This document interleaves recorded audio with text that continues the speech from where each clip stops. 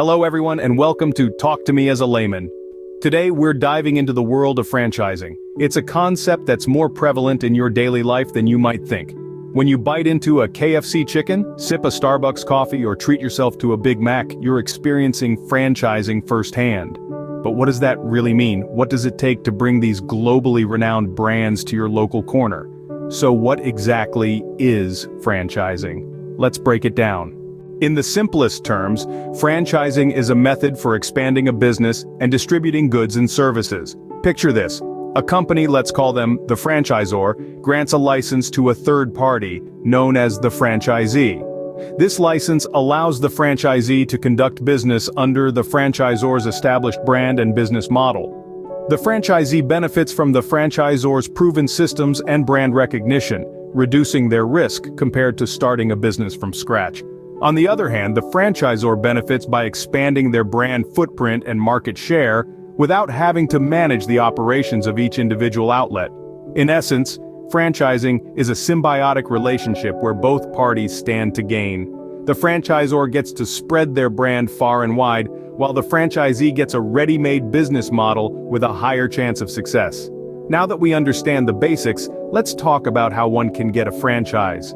Acquiring a franchise isn't as daunting as it may seem. In fact, it can be boiled down to a few key steps. First and foremost, you need to have the financial capability.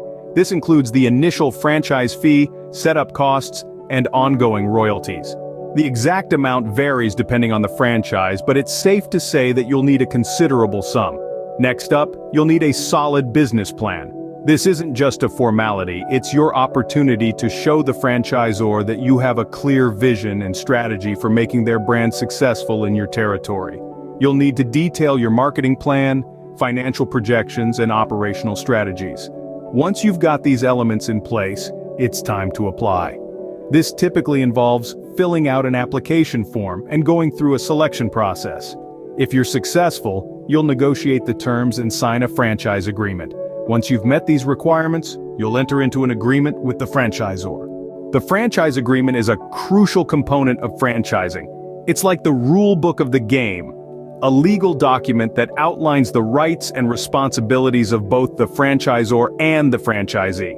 It's the backbone of the franchising relationship. Now, let's talk about what's inside this rulebook. The agreement typically includes terms such as franchise fees, which the franchisee needs to pay to the franchisor for the right to operate under their brand. It also defines the territory or the geographical area in which the franchisee can operate, ensuring there's no encroachment on another franchisee's turf.